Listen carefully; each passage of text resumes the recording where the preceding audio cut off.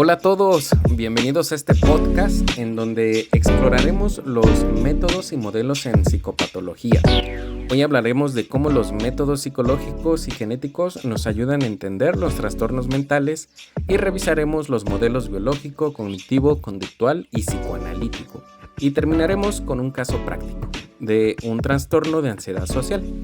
¿Están listos para adentrarnos en el fascinante mundo de la psicopatología? Pues bienvenidos.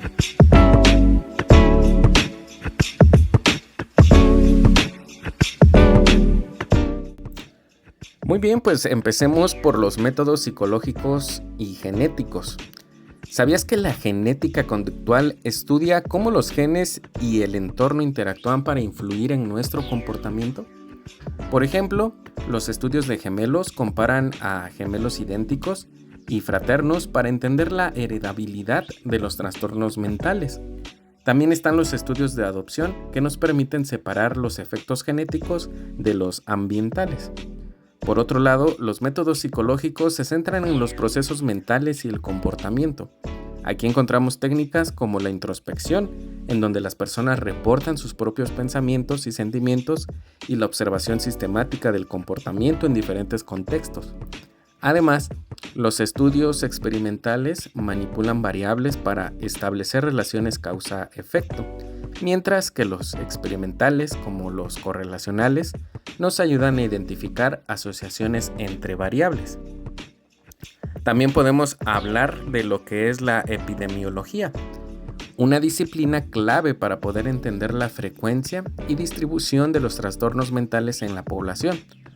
Los estudios epidemiológicos utilizan diseños como los estudios ecológicos, por ejemplo, que describen enfermedades basándose en variables demográficas, o los estudios de cohortes, que siguen a grupos de personas desde la exposición a un factor hasta la aparición de una enfermedad.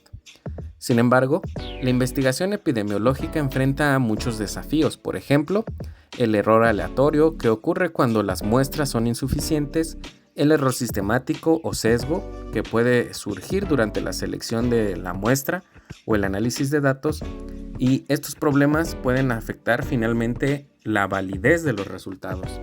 Pero con diseños rigurosos y muestras más grandes se pueden minimizar.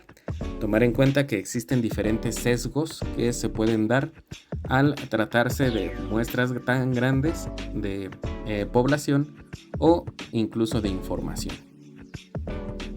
Pasando ahora a los modelos explicativos en la psicología. Empecemos por el modelo biológico. Este sostiene que los trastornos mentales se deben a alteraciones en la estructura o en alguna función del cuerpo. Por ejemplo, los medicamentos psicotrópicos como los antidepresivos y antipsicóticos han demostrado ser efectivos en el tratamiento de trastornos como la esquizofrenia y la depresión. Además, se valen de la neuroimagen y genética, que han identificado anomalías cerebrales y variaciones genéticas asociadas a estos trastornos. Por otro lado, el modelo cognitivo se centra en cómo nuestros pensamientos e interpretaciones influyen en el comportamiento. Las terapias cognitivo-conductuales, o TCC, son un ejemplo práctico de este modelo. Estas terapias ayudan a las personas a identificar y modificar pensamientos negativos, lo que ha demostrado ser muy efectivo en el tratamiento de la depresión, la ansiedad y algunos otros trastornos. Hablemos ahora del modelo conductual y psicoanalítico. Siguiendo los modelos psicológicos, pues el conductual se enfoca mucho en las conductas observables y cómo éstas son aprendidas a través del entorno. Técnicas como el condicionamiento clásico y operante de Pavlov y de Skinner son fundamentales aquí. Por ejemplo, la desensibilización sistemática se usa para tratar fobias, exponiendo gradualmente al paciente a lo que teme mientras se relaja. En contraste, el modelo psicoanalítico, desarrollado por Sigmund Freud, se centra en los conflictos inconscientes y cómo estos influyen en el comportamiento. Aunque ha sido criticado por su falta de base empírica, técnicas como la asociación libre y la interpretación de sueños han tenido un impacto duradero en la psicoterapia. Para terminar, hablemos de un caso práctico, el caso de un trastorno de ansiedad social. Este es el problema que se centra en cómo la fobia social afecta la vida diaria de una mujer de 22 años, a la que identificaremos como CM, y pues los factores que contribuyen al desarrollo y mantenimiento de su fobia social. Entre los puntos principales de la revisión de la literatura de este fenómeno que encontramos de este estudio de caso, destaca que la fobia social es un trastorno de ansiedad caracterizado por un miedo intenso y persistente a situaciones sociales en las que la persona puede ser evaluada por otros. Factores genéticos, ambientales y psicológicos contribuyen al desarrollo de la fobia social. Hay algunas teorías, como la teoría de los 2 factores de Maurer, que explica la adquisición y mantenimiento de las fobias a través de la asociación de un estímulo condicionado y una experiencia desagradable. Y aquí vemos cómo se van entrelazando las técnicas y los modelos psicológicos, en este caso con el caso de CM. Para poder recopilar datos se utilizaron técnicas científicas comprobadas, entre ellas la entrevista conductual de Fernández Ballesteros, que explora el motivo de la consulta y la historia del problema, el inventario de 90 síntomas revisado, o CCL90R, que evalúa las dimensiones psicológicas como la sensibilidad interpersonal y la ansiedad.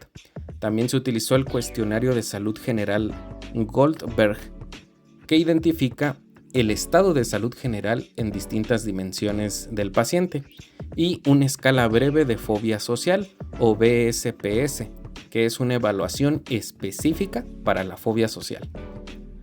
Entre los puntos importantes del análisis de la información que se recolectó de este estudio de caso, se reveló que CM presenta síntomas de ansiedad intensa en situaciones sociales, lo que afecta su capacidad para interactuar con otros y realizar actividades cotidianas. Se identificaron patrones también de pensamiento negativos y evitación de situaciones sociales como factores que perpetúan la fobia social. Algunas de las conclusiones y sugerencias que encontramos en este estudio de caso es que la fobia social de CM puede ser tratada eficazmente mediante la terapia cognitivo-conductual, o TCC, que incluye técnicas de reestructuración cognitiva y exposición gradual a situaciones temidas.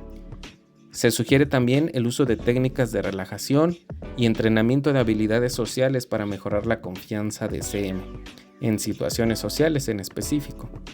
Y aunque el tratamiento en este caso no pudo completarse debido a un desplazamiento geográfico, pues se plantean también alternativas como la terapia en línea para poder garantizar la continuidad del tratamiento.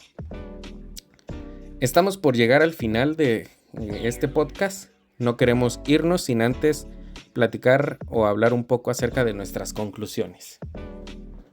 Y lo cierto es que los métodos y modelos en psicopatología, como lo vimos en este podcast, nos permiten entender y tratar los trastornos mentales desde múltiples perspectivas. Desde los estudios de caso hasta los modelos teóricos, cada enfoque aporta algo único. Y como en el caso que analizamos, la combinación de la ciencia y la empatía pueden marcar la diferencia en la vida de las personas. En el caso, por ejemplo, de CM, pues se destaca la importancia de una buena evaluación y del tratamiento adecuado para el trastorno de la ansiedad social. A través de técnicas como la reestructuración cognitiva, la exposición gradual y la respiración diafragmática, se lograron cambios significativos en la vida de la paciente, mejorando su capacidad para enfrentar situaciones sociales y reduciendo su ansiedad. Y aunque tal vez no se pudo completar el tratamiento, lo cierto es que no estamos a ciegas como en tiempos anteriores o en siglos anteriores, donde se creía que una enfermedad mental ya no tenía cura.